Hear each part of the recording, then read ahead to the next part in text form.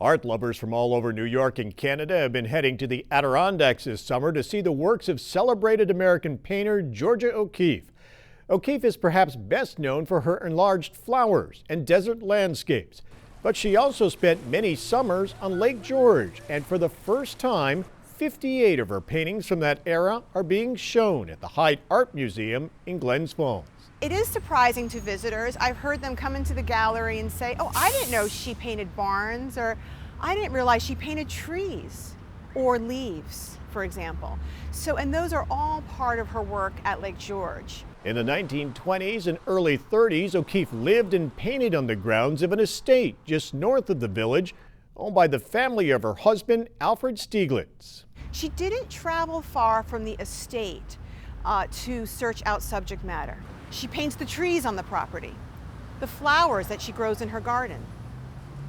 Everything right around her. Everything that is right, exactly, in her immediate area. She didn't feel the need, like Hudson River School painters who came to Lake George in the 19th century, who were searching out new scenery and went on these sketching tours, and they traveled up and down the lake. O'Keeffe doesn't do that. She stays pretty much close to home. Aaron Coe, who is the Hyde's chief curator, says the works, on loan from the Georgia O'Keeffe Museum in Santa Fe, New Mexico, and other major art museums and private collectors across the country, will be on display through September 15th.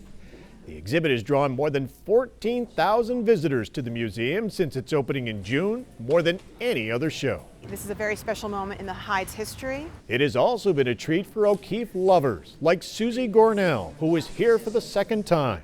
She remembers her mother, who grew up in Lake George, sharing memories of how common it was to see O'Keeffe and Stieglitz strolling from their hillside estate to the village. It's wonderful to see it all in to see this in our fair space, to have the Hyde be able to have this. I just think I'm just so excited for the Hyde. And the crowds could grow even more after getting national attention in the pages of this past Sunday's New York Times. That's a big deal. The Hyde collection hasn't been featured in the New York Times, I think, since the late 1980s.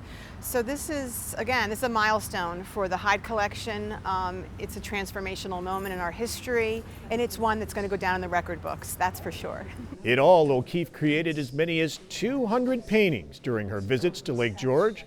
To learn more, you can visit the Georgia O'Keeffe and Hyde Collection Museum website.